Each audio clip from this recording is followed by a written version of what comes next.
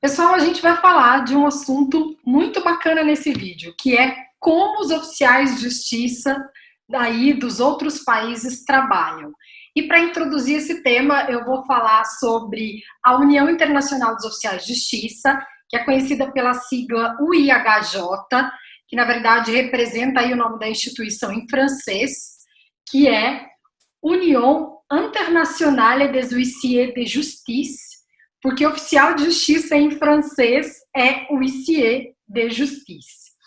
E quem está aqui comigo, gentilmente, é o Malone Cunha, que é diretor de Relações Internacionais da FenaSoJaF e também membro do time de inovação da União Internacional dos Oficiais de Justiça. Malone, muito obrigada por ter aceitado o meu convite. Obrigado pelo convite. Eu lancei uma enquete no Instagram, no meu Instagram, o @papo.d.oficial, e também no meu perfil aí do Facebook. Nessa enquete eu perguntei se os oficiais de justiça conheciam, sabiam da existência dessa união internacional. No Instagram, mais de 90% das pessoas disseram que não sabiam da existência dessa instituição. E no Facebook deu aí 50-50, deu um empate. Tá? Então, conta um pouquinho para a gente qual a finalidade dela e também aonde fica a sede da União Internacional. Olha, esse percentual aí tá ótimo, é mais ou menos isso mesmo. Dos últimos anos para cá é que a União Internacional tem ganhado fama aqui no Brasil, embora já se relacione com a gente, com a FenaSoJaF desde 2004, tá? E já antes com outras entidades que eu vou contar depois. A União Internacional ela foi fundada em 1952 e a sede dela é na França, é em Paris. Sempre foi em Paris. Mudou só alguns pontos, hoje fica na Place Colonel Fabian já há algum tempo. E a ideia que move a União Internacional é justamente a integração da categoria. É a união, como o próprio nome diz, é a união dos oficiais de justiça. Você sabe que quando nós comparamos os oficiais de justiça com magistrados, com advogados, com promotores, nós formamos uma categoria pequena dentro do Poder Judiciário. Verdade. E a força, ela só vem com a nossa união. E é por isso que o lema da União Internacional é Notre force est notre union, ou seja, a nossa força é a nossa união. Essa aqui é a ideia da União Internacional. E como já disse, o Brasil se relaciona, através da FenaSoJaF, com a União Internacional dos Oficiais de Justiça, desde evento ocorrido em Gramado no ano de 2004. A FenaSoJaF é o único membro da União Internacional no Brasil. Mas antes, nós já tínhamos participação, através da SOJaF do Rio de Janeiro, pelo desempenho invejável da oficiala Vera Pinheiro. Então, foi a primeira oficiala que abriu as portas dos oficiais de justiça do Brasil para o mundo e do mundo para o Brasil, através da SOJaF Rio de Janeiro. É claro que essa integração, essa relação com a União Internacional nunca foi tão próxima quanto agora. Malone, fala uma coisa para a gente aqui. As instituições que representam aí os oficiais de justiça no Brasil, a gente tem visto que o tema, a bola da vez aí, é a questão de colocar o oficial de justiça como um agente de inteligência. Se discute muito a nova função do oficial de justiça. Me diz uma coisa, esse tema, essa nova função do oficial, ela também tem sido colocada em pauta pela União Internacional ou isso não tem entrado na pauta da instituição? Sempre. A função do oficial de justiça, ela muda muito. É muito importante que se faça essa observação. Ela varia muito de país para país e do tempo em que se fala para o outro tempo. O que eu quero dizer é o seguinte: o oficial de justiça hoje, ele atua com novas tecnologias, com ferramentas que ele não tinha no passado. O oficial de justiça no Brasil atua de uma forma diferente, por exemplo, do oficial de justiça na Argentina, que é aqui do lado. Lá, a título de exemplo, nós temos a subdivisão dos oficiais de justiça. Lá nós temos o notificador, que exerce o cumprimento de cédulas pelo período de 11 anos, e só a partir daí é que ele se torna oficial de justiça para poder executar ordens judiciais. Aqui não. Aqui nós já exercemos as duas atividades ao mesmo tempo. Então, assim como eu posso ir às ruas para intimar uma mera comunicação de uma audiência, eu posso ir para as ruas também para fazer um despejo, para fazer uma penhora, fazer atos de execução de ordem judicial. O que nos define como oficiais de justiça são exatamente essas duas características: o cumprimento das ordens judiciais e a comunicação dos atos. Todo o resto pode variar. Por exemplo, na Rússia, nós temos um contato muito bom com a Federação Russa de Oficiais de Justiça, que inclusive nos convidou já para eventos passados, em Sochi, em Moscou, estávamos convidados para o evento este ano, mas que foi cancelado. Na oficial de justiça anda armado e faz a segurança do magistrado. Coisa que é pensado para a gente aqui no Brasil. Mas é oficial de justiça também, por quê? Porque naquilo que é essencial, naquele, digamos assim, no radical da função, ele é semelhante a gente. O resto varia. Aqui nós temos oficial de justiça conciliador, no outro país nós podemos ter outras atribuições. Com o avanço das novas tecnologias, elas são totalmente bem-vindas. E a própria União Internacional se dedica muito para que as novas ferramentas, blockchains, criptomoedas, sejam utilizadas pelos oficiais de justiça. Os oficiais de justiça não fecham a porta para as novas tecnologias, mas entendem que elas não substituem o profissional. Né? Por exemplo, nós tivemos agora, faz o quê? Um mês e meio, um webinário da União Internacional dos Oficiais de Justiça sobre Statement of Facts, que é o equivalente ao nosso auto de constatação, em que o presidente da União Internacional desenvolveu um estudo sobre como fazer autos de constatação com drones. Ou seja, eu acompanhei. Você acompanhou, né? Acompanhei. Então, o oficial de justiça fazendo o uso das novas ferramentas. Então, é claro que a nossa profissão ela vai mudando, ela não é parada no tempo, mas o entendimento da União Internacional é de que elas têm que estar a serviço do oficial de justiça, que é o profissional que traz a segurança jurídica na utilização das novas ferramentas. Então, está no mesmo sentido das entidades daqui. Tá tudo ok, na mesma Exatamente. Bom, agora eu vou te fazer uma provocação, Malone. Seguinte. Por favor. Nas enquetes aí que eu fiz, quando eu falei que a gente ia falar no vídeo sobre a União Internacional, muitos colegas se mostraram muito abertos, muito animados até com isso, né? Assim, nossa, que bacana poder saber como trabalham oficiais de outros países e tal. E eu me incluo nesse grupo também dos entusiasmados. Mas tem aqueles que são um pouco mais pragmáticos, né? Que disseram assim, Vanessa, pera lá, que isso de fato importa na minha vida? Eu estou aqui, vou ter que continuar cumprindo meus mandados, estou correndo risco, estou, às vezes, trabalhando sem uma estrutura adequada. Como, de fato, objetivamente, o trabalho realizado na União Internacional poderia contribuir, de fato, no dia a dia desses oficiais de justiça brasileiros? Existe alguma coisa a dizer, Malone, para esses colegas aí mais pragmáticos? Sim, olha, primeiro eu vou lhe dizer o seguinte, esse não é um problema do Brasil, isso existe em todos os países, e não é um problema de agora. Isso é um problema que, em 1997, quando Jacques Sinard, presidente da União Internacional, esteve visitando o Brasil, Rio de Janeiro, para um congresso, um evento magistralmente organizado pela Vera Pinheiro, presidente da SOJAF do Rio de Janeiro, ela já ouviu naquela época. Isso não serve para nada. Na verdade, o problema existe porque não é vinculado ao entendimento do oficial de justiça internacional, da entidade internacional do Brasil. Isso é um problema pessoal. Existem pessoas que são pessoas que têm uma mentalidade, não desmereço, mas têm uma mentalidade que não é uma mentalidade internacionalista, uma mentalidade globalista. As pessoas que são mais fechadas, que têm essa mentalidade mais fechada, elas não conseguem entender a importância de estar unido. Mas as possibilidades são diversas. E eu posso citar o que nós vivenciamos agora no estado de Rondônia.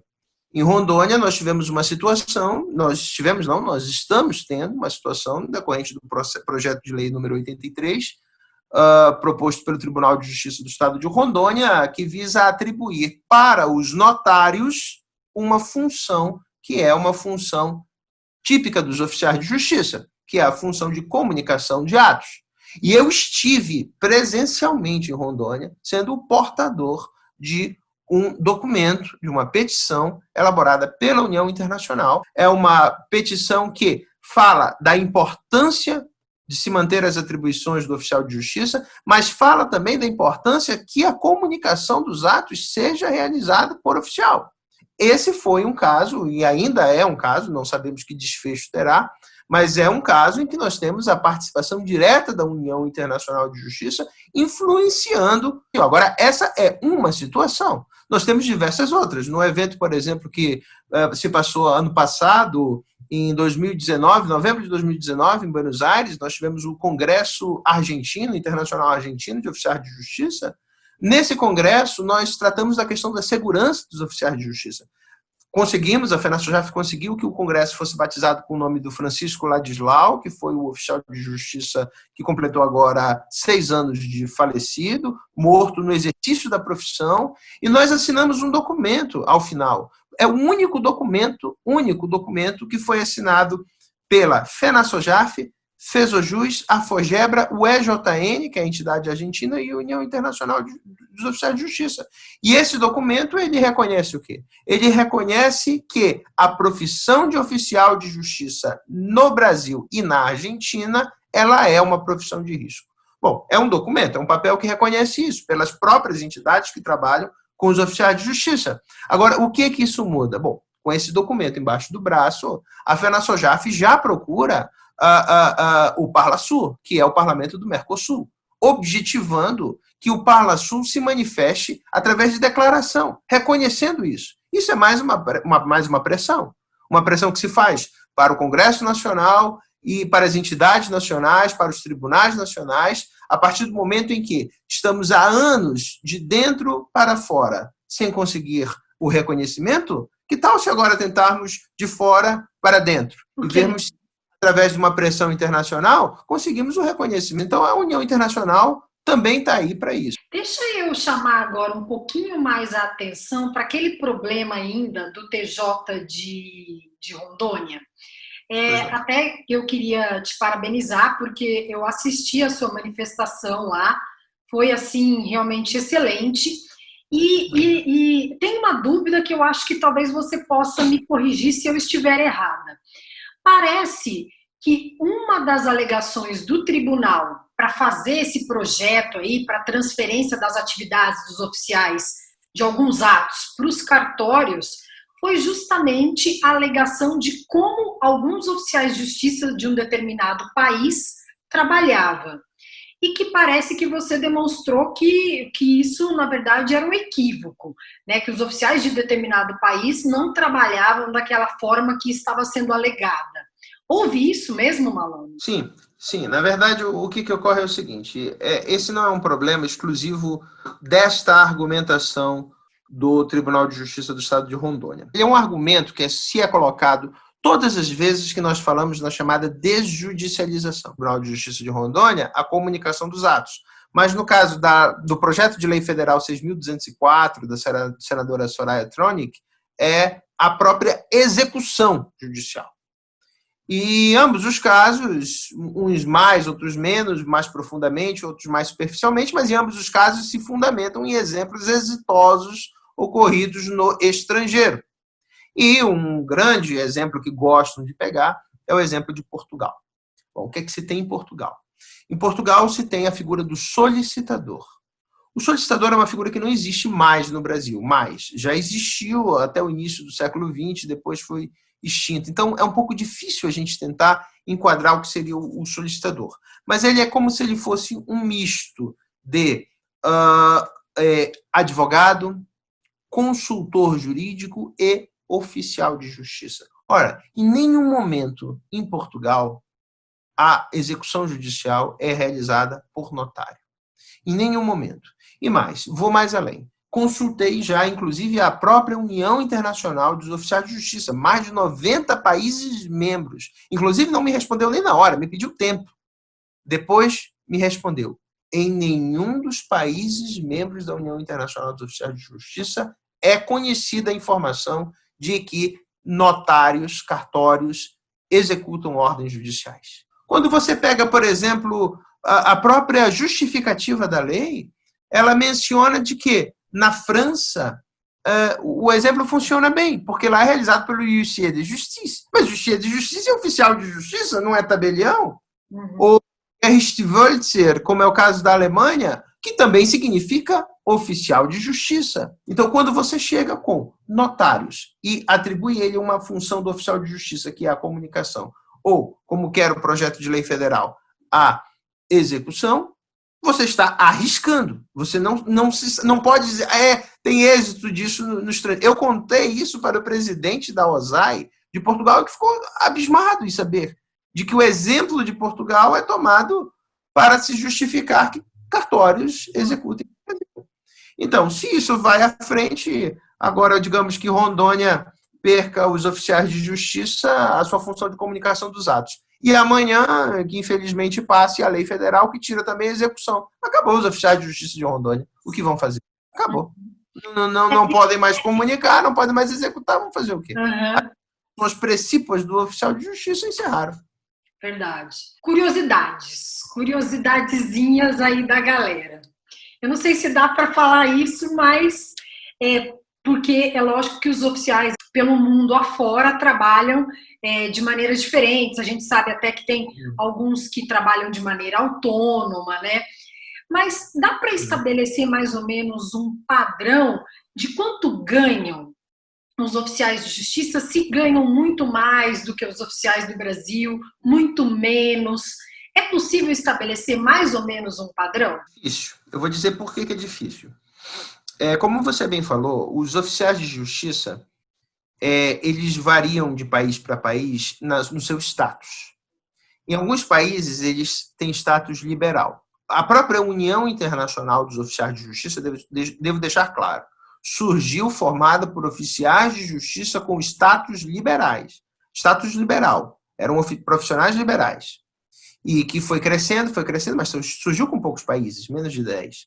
Depois foram crescendo, e hoje tem na mesma proporção oficiais de justiça, ora oficiais agentes com status de agentes públicos, ora com status de agente liberal. Então, é muito difícil falar, porque ambos os status têm o seu pró e o seu contra.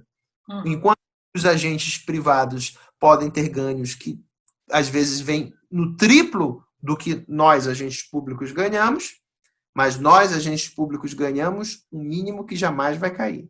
E esses aqui podem ir lá para baixo. Agora, imagine um país com 211 milhões de habitantes em desenvolvimento, como é o Brasil, os oficiais de justiça serem agentes privados. Nós estaríamos perdidos. O Estado não ia dar o auxílio que deram em alguns países, ainda deram. Em alguns países conseguiram certos auxílios.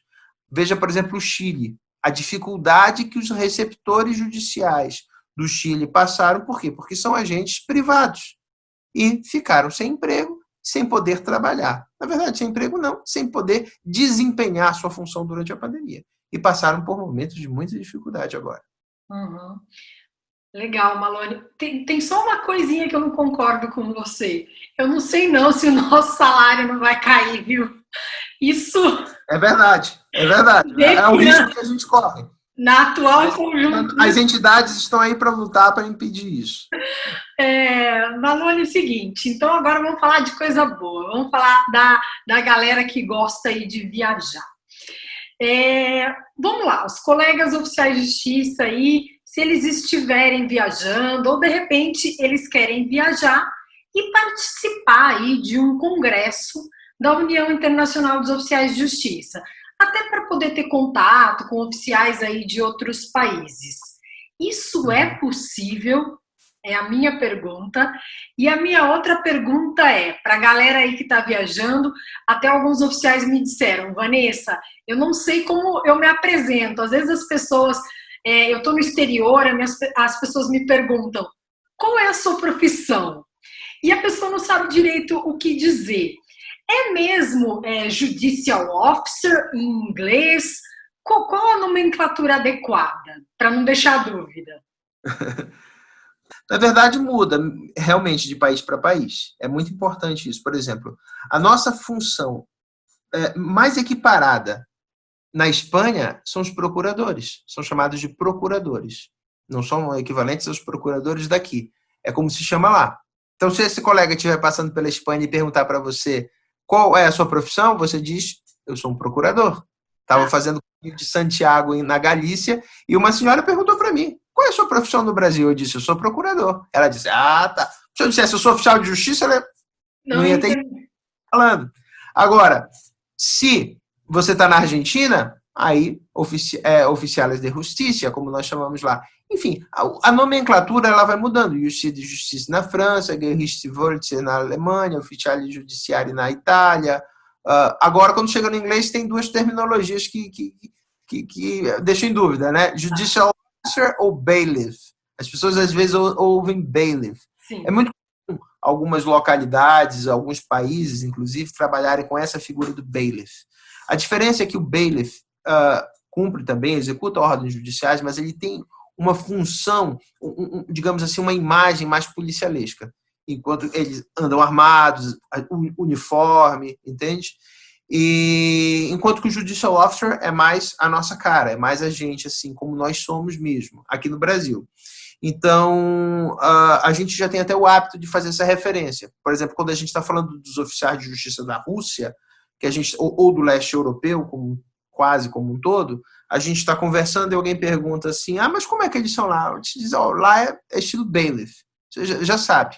Lá os oficiais de justiça andam de uniforme, com arma, tem treino de tiro, fazem guarda de magistrado, etc. Coisa que a gente não faz por aqui. Uhum. Então, a nomenclatura que eu prefiro no inglês é do Judicial Officer, porque é aquilo que equivale mais à nossa profissão.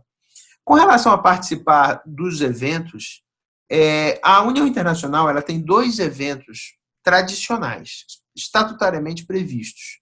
Um ocorre todos os anos, que é o chamado Conselho Permanente. O Conselho Permanente ele ocorre todos os anos na sede da União Internacional, sempre no mês de novembro, em Paris.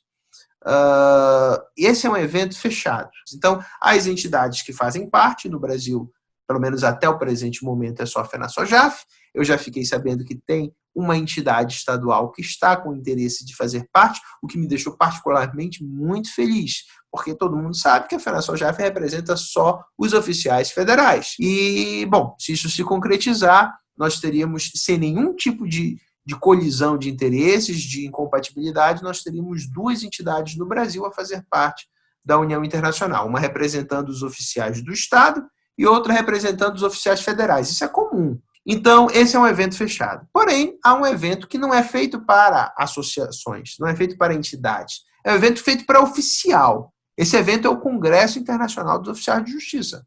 É um evento tradicionalíssimo que ocorre de 3 em 3 anos. É um evento em que se elege um novo presidente e se faz alterações estatutárias mais consistentes. E é um evento de celebração mesmo, se reunindo, é um evento, assim, digamos, como se fosse um CONOJAF do Brasil, ou um CONOJUS, mas multiplicado 5 vezes. O último evento foi em Bangkok, na Tailândia. Nós já tivemos em Washington, nós já tivemos em Marsella, nós já tivemos em Madrid, em Cidade do Cabo, e o que vai ocorrer no ano que vem, que nós, inclusive, já estamos em organização, é em Dubai. Então, a ideia é trabalhar com o evento de Dubai de forma presencial em novembro de 2021. Esse evento não é para entidade, é para oficial. Você vai ver divulgação, você vai entrar no site, você vai fazer a sua inscrição, você vai comprar a sua passagem, você vai participar. Então, é um evento para integrar a família de oficiais de justiça. E eu lhe digo mais, a FENASSOJAF, e se nós tivermos nos próximos anos mais outra entidade brasileira fazendo parte da União Internacional, com ela também, nós pretendemos trazer o próximo Congresso Internacional da União Internacional dos Oficiais de Justiça para o Brasil. para se realizar na cidade do Rio de Janeiro. É mais ou menos como uma escolha de sede olímpica. Eu já adianto que nós temos rivais, viu? Nós temos países que também querem trazer para 2024. Mas eu acredito muito na candidatura do Rio de Janeiro. Seria o maior evento de oficiais, é o maior evento de oficiais de justiça do mundo e é um evento para se realizar aqui para ter presença de representantes da alta cúpula mesmo. A gente fala de presidente do STF, etc, etc. É um evento de primeiro padrão a ser realizado, se Deus quiser, em 2024 no Rio de Janeiro. Vamos torcer. Mas eu acho que a galera aí os viajantes aí já se animaram com a ideia de Dubai, viu? Com certeza, vale a pena. Então tá bom, Malone. Então eu te agradeço muito, tá? Vou falar para o pessoal, se gostou aí, galera, deixa um like, tá? Quem não é inscrito, se inscreve no canal e também pode acompanhar aí mais postagens lá no Instagram, o @papo.d.oficial. Malone. Eu quero deixar um último recado para você, Vanessa. Hoje mesmo, conversando com o presidente da União Internacional, Mark Schmitz, que você já conhece, eu falei dessa nossa conversa aqui, até, e ele está disponível caso você queira conversar com ele. Ele tem muito mais informações sobre a União Internacional do que eu, acredite, viu? Adorei. Deixo em aberto para que você chame na próxima oportunidade que você desejar o presidente da União Internacional e ele vai, por sua vez, já estar disponível caso você queira conversar com ele. Obrigada, Malone. Muito obrigada, viu? Adorei. Okay. Adorei gravar esse vídeo com você. Então é isso. Obrigado. Até mais. Até o próximo vídeo.